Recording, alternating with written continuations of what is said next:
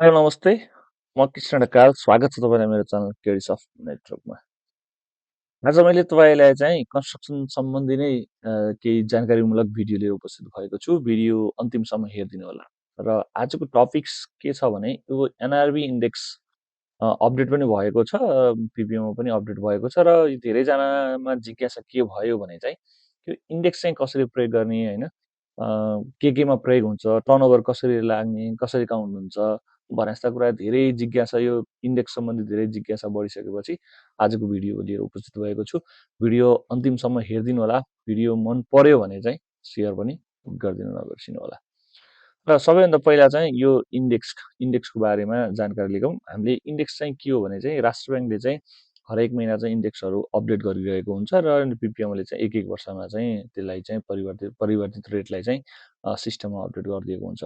यो के हो भने चाहिँ अघिल्लो महिना अथवा अघिल्लो दिनहरू, बितेका दिनहरूको चाहिँ भ्यालु चाहिँ आजको दिनमा चाहिँ कति छ भनेर चाहिँ कतिमा प्रयोग गर्न मिल्छ भने जस्तो सानो इक्जाम्पल दिउँ। तपाईँले केही समय पहिला चाहिँ एउटा प्रपर्टी किन्नुभयो, 1 लाख 2 लाखमा किन्नुभयो र त्यो 2-3 वर्षपछि त्यसको भ्यालु केही नभए पनि केही न केही बढेको हुन्छ। त्यो चाहिँ कसरी बढेको हुन्छ भन्दा चाहिँ इन्डेक्सले नै त्यसलाई तय गरेको हुन्छ। बजारमा बढ्ने फरक प्रक्रिया भए पनि चाहिँ एउटा वैधानिक रूपमा चाहिँ राष्ट्र ब्याङ्कले एउटा डाटा सार्वजनिक गर्छ। त्यो सार्वजनिक गरेको डाटालाई नै आधार मानेर चाहिँ यहाँ हरेक कुराको चाहिँ रेटहरू तलमाथि परिरहेको हुन्छ।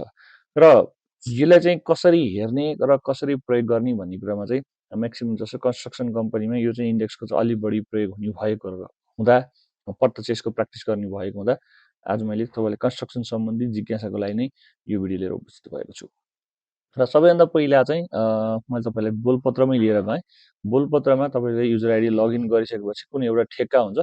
सपोज मान्नुहोस् एउटा ठेक्का कुनै छ, ठेक्का प्रोसेसमा हालिसकेपछि र जुन पिपिएमले अपडेट गरेको छ त्यसको अपडेट गरेको इन्डेक्स हेर्नको लागि तपाईँले चाहिँ ठेक्का प्रोसेस गरिसकेपछि बिड क्यापासिटीमा गएर तपाईँले यसलाई हेर्न सक्नुहुनेछ। र पछिल्लो समय हेर्दै गर्दा लामो समयसम्म यो 79-80 को चाहिँ इन्डेक्स अपडेट भएको थिएन यसमा, तर हामीले चाहिँ प्रयोग गरिरहेका थियौँ। हामीले प्रयोग गर्दै गर्दा धेरैजना चाहिँ कसरी गरिन्छ, अपडेट कसरी हुन्छ, कसरी थाहा हुन्छ भन्ने कुरा धेरैमा जिज्ञासा नै भएको कारणले गर्दा भिडियोको उद्देश्य हिसाबले भिडियो बनाएको छु। र यो 79-80 को 145.1 र 78-79 को 133.7, 122.2 यो सिलसिलेवार यसरी नै छ। र यो मल्टिप्लाई फ्याक्टर कसरी आयो भने तपाईँलाई जिज्ञासाको रूपमा चाहनुहुन्छ भने चाहिँ तपाईँलाई म एउटा डाटा सिट देखाउँछु र डाटा सिट देखाइसकेपछि तपाईँले त्यसलाई आफैले पनि एक्सेल सिटमा बनाउन सक्नुहुनेछ। र त्यसको लागि मैले एउटा फर्मेट बनाएको छु, इन्डेक्स भनेर राखेको छु होइन। यसरी नै मानौँ तपाईँको जुन यसमा दिएको छ, यसरी जुन वर्षहरू दिएको छ त्यो भनेको यो 10 वर्ष हामीलाई म्याक्सिमम् यो चाहिँ चाहिने 10 वर्ष हो। 5 वर्ष कम्तीमा हुनुपर्छ भन्ने छ। कुनै कुनै हकमा चाहिँ 3 वर्षको पनि मान्ने भएको कारणले गर्दा त्यसमा 3 वर्षमा पनि मान्छेले अडिटिबाट हाल्दै इन्डेक्स लगाएका हुन्छन् हुनलाई होइन। तर यो भन्दै गर्दा यो होइन, फेरि 3 वर्ष हरेक चिल्लो 10 वर्षको बेस्ट 5 इयर्सको बेस्ट 3 इयर्स भनेको हुन्छ, अथवा लास्ट 10 इयर्सको बेस्ट 3 इयर्स भनेको हुन्छ। त्यो चाहिँ तपाईँले पढ्नु होला।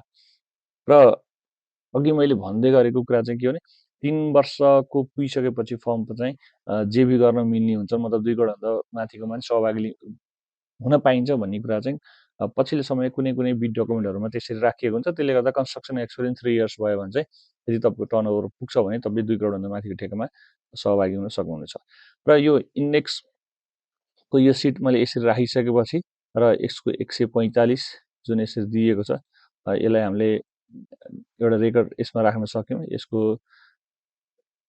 यो तपाईँले एकछिन यसलाई बिर्सिनु होला। यो मैले अगस्तको भ्यालु छ, यसको लागि अझै थप बताउँदैछु होइन। अहिले एकछिन सपोज मान्नुहोस् यो छैन, यसको चाहिँ हामीले कति छ भन्दा यसलाई मल्टिप्लाई फ्याक्टर 145.145.1 खास चाहिँ हामीले पछिल्लो अपडेट भएको अङ्क चाहिँ यसमा राख्ने हो होइन। र त्यसभन्दा पछि 79-80 को कति आएको छ भन्दा 145.1 भनेको 145.1 यो गरेपछि यो 1 हुन्छ भनेको यसले भाग गरेपछि यति आउँछ र यसमा पनि मल्टिप्लाई फ्याक्टर 1 नै छ। र मान्नुहोस् यदि यो तपाईँले यो चाहिँ आवाको भयो होइन, 79-80 आर्थिक वर्षको भयो र योभन्दा पछि आवाभन्दा पछि पनि हामी असारपछि साउन भदौ असोज कार्तिक आइसक्यौँ।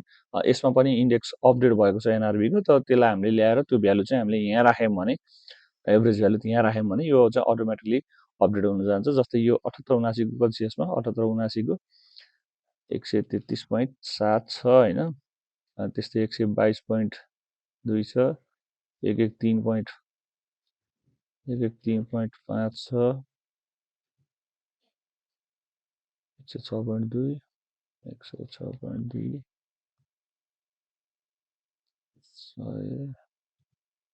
98.3 ठिक छ। यो तपाईँको यो भ्यालु चाहिँ तपाईँको हरेक वर्ष चाहिँ अलिअलि अलिअलि परिवर्तन भइरहेको छ भनेको मतलब यो तलपट्टिको भ्यालु चाहिँ अब जस्ट यो फिक्स भइसक्यो तपाईँको होइन, तर यो मल्टिप्लाई फ्याक्टर चाहिँ चेन्ज हुनसक्छ। र यसमा तपाईँको यो वर्ष सपोज मान्नुहोस् 79 तपाईँको 1 10 100 1000 10,000 लाख 10 लाख करोड 1 करोडको कारोबार भयो भने तपाईँको यो त्यसमा इन्डेक्स लाग्ने कुरा भएन, मतलब लागेन यो फर्मुला अनुसार। तपाईँलाई म बाँकी कुरा सिकाउँछु। त्यस्तै 78 79 पनि तपाईँको 1 10 100 1000 10,000 लाख 10 लाख करोड यो भयो भने तपाईँको 78 79 तपाईँको 1.5 करोडको काम गर्नुभएको छ भने चाहिँ तपाईँको पछिल्लो भ्यालु चाहिँ 1 करोड 62 लाख हुन्छ। यो भनेको तपाईँको यो भ्यालुलाई यो मल्टिप्लाई फ्याक्टरले मल्टिप्लाई गरेपछि यति हुने भयो होइन। त्यस्तै तपाईँको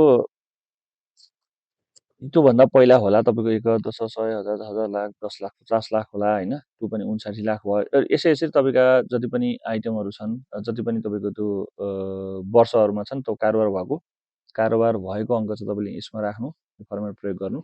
र अब तपाईँले पछिल्लो लेटेस्ट चाहियो भन्दै गर्दा अघि तपाईँलाई भनेको थिएँ मैले, यसलाई एकछिन बिर्सिदिनु होइन। अब चाहिँ यसलाई सम्झिँदै गर्दा जस्तै यो मैले अगस्त 2023 यसको यो भ्यालु प्रेजेन्ट भ्यालु कति छ भनेर तपाईँले पत्ता लगाउन सक्यो भने यो भ्यालु पनि परिवर्तन हुन्छ। यो पनि यो जुन यो मूल्य छ यो मूल्यमा पनि तपाईँ असार मसान्तको मूल्य हो यो, र तपाईँ यो बढेपछि साउन भदौ असोजमा यसको भ्यालु बढ्ने बित्तिकै चाहिँ यो तपाईँको बढ्न जान्छ। र त्यसको लागि तपाईँले मैले वेबसाइट अलरेडी राष्ट्र ब्याङ्कको खोलिसकेको छु, तपाईँले पनि राष्ट्र ब्याङ्कको वेबसाइटहरू खोल्न सक्नुहुन्छ।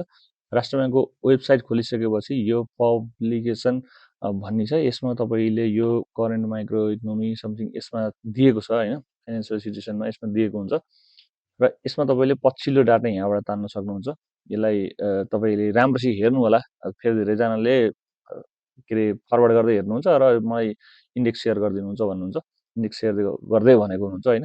र मैले पछिल्लो समय यो अब पुसको राखेँ, पुसभन्दा पछिको अपडेट भइन्छ होइन, 6 महिनाको आइसकेको पछि मैले यसलाई खोलेँ। खोल्दै गर्दा यो तिनै कुरा चाहिँ पिडिएफमा पनि दिएको छ, हामीलाई सजिलोको लागि हेर्नलाई यहाँ एक्सेल सिटमै दिएको हुन्छ। तर यसलाई डाउनलोड गर्नुहोस् तपाईँले, डाउनलोड गर्दा यसलाई मैले एबिसी एक्सएल अलरेडी डाउनलोड गरेको हो र डाउनलोड गर्दैछु होइन। डाउनलोड भइसकेको छ। डाउनलोड भइसकेपछि यो चाहिँ ठ्याक्क हामीले चाहिँ यहाँ दुई किसिमको हुन्छ होइन, यो खुल्दै पनि छ, यसलाई मैले देखाउँछु तपाईँलाई। यो कन्ज्युमर र इन्डेक्स के होलसेल भन्ने छ। जस्तै यहाँ यो कन्ज्युमर छ होइन, हामीले यो प्रयोग गर्न पाइँदैन, यो चाहिँ मार्केटको खुद्रा मूल्यको हो होइन। र हामीले प्रयोग गर्ने भनेको होलसेलको भनेको यो तपाईँले यसमा चाहिँ नर्मली तपाईँले यो वाइ -0 वाइ हेर्नुभयो भने तपाईँले ठ्याक्क थाहा हुन्छ, ल हेर्नु होला। पिपिएमले पनि यसैलाई आधार मानेर गर्ने। पिपिएमले जस्तै 22-23 को चाहिँ 145.11 राखेको छ, 45.1 लेखेको छ, जुन हामीले तपाईँलाई मैले यसमा देखाइसकेको छु। यसमा तपाईँले देखाइसकेको छु होइन। र अब हामीले यो भ्यालु चेन्ज गर्नु पर्यो भने चाहिँ हामीले के गर्ने हो भने यसको भ्यालु चाहिँ कहाँबाट तान्ने भन्दा यो जस्तै यो कहिलेसम्मको हो भन्नुहुन्छ भने जनवरीको सम्मको भनेको। अब यसलाई मैले के गर्नु पर्यो भने चाहिँ तपाईँले पनि यसलाई उ गर्न सक्नुहुन्छ, यो 24 को जनवरी बनाउनु पर्यो होइन।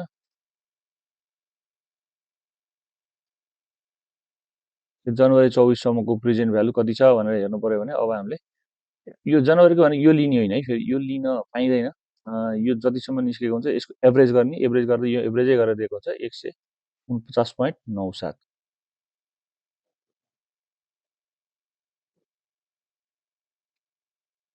यो गरिसकेपछि यो परिवर्तन हुन्छ, यो गरिसकेपछि यो परिवर्तन भयो। यो कसरी परिवर्तन भयो भन्नुहुन्छ भने यसलाई यो जुन मूल्य छ यसलाई चाहिँ फर इक्जाम्पल यसलाई सपोज मान्नुहोस् यो मूल्यलाई भागा यसले गरिसकेपछि जति आउँछ त्यसको भ्यालु भयो र हामीले यो डेसिमल पछाडिको 2 अङ्कभन्दा पछाडिको प्रयोग गर्न नगर्दा हुन्छ र यसलाई हामीले 1.03 भयो।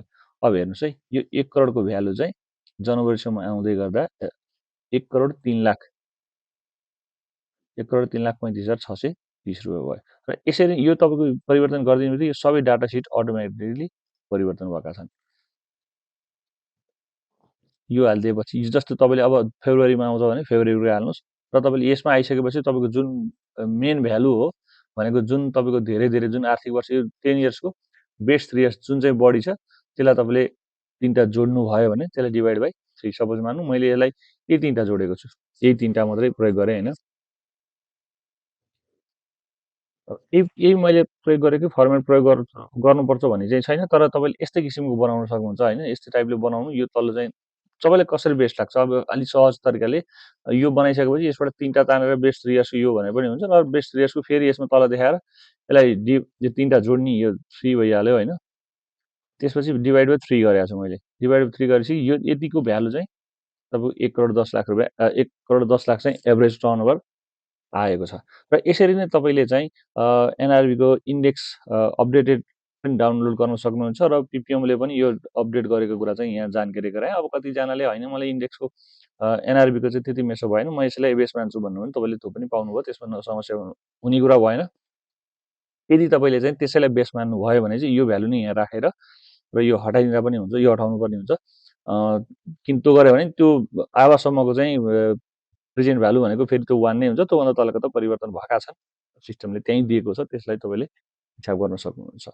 र अब यो इन्डेक्सको कुरा चाहिँ यसमा मात्रै होइन, यसमा लगाउँदै गर्दा तपाईँको एक्सपिरियन्स सर्टिफिकेटमा जस्तै के एक्टिभिटीमा चाहिँ तपाईँको इन्डेक्स लाग्दैन र एक्सपिरियन्समा तपाईँको इन्डेक्स लगाउँदै गर्दा सपोज मान्नुहोस् तपाईँले कम्प्लिट गरेको चाहिँ 76-77मा छ सर्टिफिकेट, 76-77को कम्प्लिट छ भने चाहिँ 76-77को एमाउन्ट मानौँ तपाईँले 5 करोडको 1, 10, 100, 1000, 10,000, लाख 10 लाख करोड 5 करोडको सर्टिफिकेट लिनुभएको छ तर 76-77मा त्यसको आज कति त्यो यसको भ्यालु कति हो भन्नुहुन्छ भने यसलाई इन्टु गरेर यो 76-77को कति छ भन्दा 1.32 भनेको तपाईँले 6 करोड 60 लाख तपाईँको सिमिलर नेचर चाहिँ 6 करोड 60 लाख भयो। यदि 76-77मा तपाईँले चाहिँ 5 करोडको काम सम्पन्न गरेर एक्सपिरियन्स लेटर लिनु भएको छ भने चाहिँ आजको मूल्य आजको दिनमा तपाईँको भ्यालु भनेको सिमिलर नेचर 6 करोड 60 लाख भयो। त्यसैले आधार मानेर तपाईँले 6 करोड 60 लाखको सेम नेचर मागेको हकमा चाहिँ तपाईँले यो प्रयोग गर्न पाउनुभयो। जस्तो कि तपाईँसित 5 करोड छ, 6 करोडको सेम नेचर मागेको छ, इन्डेक्स लगाउन जानिन भनेर तपाईँ चाहिँ यो भिडियो हेरिसकेपछि अड्किन पर्ने छैन, किनभने तपाईँले इन्डेक्स चाहिँ जुनको त्यही लगाउने है। फेरि अब कतिजनाले अगाडिको लगाउनुहुन्छ होइन, पहिला पहिला हामीलाई पनि अलिक फरक तरिकाले बुझाइन्थ्यो र जसो बुझाइन्थ्यो हामीले त्यही अनुसारले प्रिपिङ गरेका थियौँ। अहिले चाहिँ एकदम कमनली सजिलो हुने तरिकाले बनाइएको छ, जुन बोलपत्रमा पनि पिपिएममा पनि दिएको भयो होइन। र यो सर्कुलेसन अफिसहरूमा पनि गरेको हुन्छ र अफिसले चाहिँ यो जुन पछिल्लो लेटेस्ट चाहिँ छ नि लेटेस्टहरू चाहिँ राखेको हुँदैन, पिपिएममा जे छ त्यही राखेको हुन्छ। तर तपाईँले क्लेम गरेपछि मात्रै त्यो चाहिँ उहाँहरूले चाहिँ तपाईँलाई भ्यालिड गर्नुहुन्छ र उहाँहरूले तपाईँले हालेको कुराहरू चाहिँ चेक गर्नुहुन्छ, चेक गर्दा ठिक छ भने फालिदिने भन्ने कुरा चाहिँ हुँदैन। त्यही पनि कहिलेकाहीँ भुलवश थाहा भएन भने कार्यालयमा तपाईँले यो चाहिँ पछिल्लो इन्डेक्स यो छ है, मैले यो अनुसार प्रयोग गरेको छु भनेर तपाईँले अझ मैले चाहिँ तपाईँको सोर्स नै यहाँ तपाईँको यो लिङ्कलाई जस्तै यो एनआरबीको लिङ्क जुन चाहिँ छ यसलाई यो राइट क्लिक गरेर यसको लिङ्क नै कपी हुन्छ होइन, कपी लिङ्क भयो र तपाईँको यसमा लगेर सोर्समा लगेर यो राखिदिएपछि यसको लिङ्क पुरै जान्छ क्या। यो गरिसकेपछि तपाईँको के हुने भयो, यसलाई पिडिएफ बनाइदियो, पिडिएफ बनाइसकेपछि भोलि यसमा क्लिक गर्दा पनि त्यही पेज गएर खुल्छ। त्यही पेज खुलिसकेपछि त उहाँहरूले पनि डाउनलोड गरेर हेर्न सक्नुहुनेछ र एक्सपिरियन्सको हकमा चाहिँ तपाईँले यो नै बुझ्नुभयो र यी एक्टिभिटीमा चाहिँ तपाईँको इन्डेक्स लाग्दैन भन्ने कुरा चाहिँ तपाईँले क्लियरली बुझ्नु होला होइन। नर्मल्ली हामीले कन्स्ट्रक्सनमा प्रयोग गर्ने भनेको चाहिँ यही टर्नओभरमा र एक्सपिरियन्स लेटरमा मात्रै हो। भिडियो अन्तिमसम्म हेरिदिनु भयो, कस्तो लाग्यो, केही नबुझेका केही प्रतिक्रियाहरू छन् भने दिन नबिर्सिनु होला। धन्यवाद।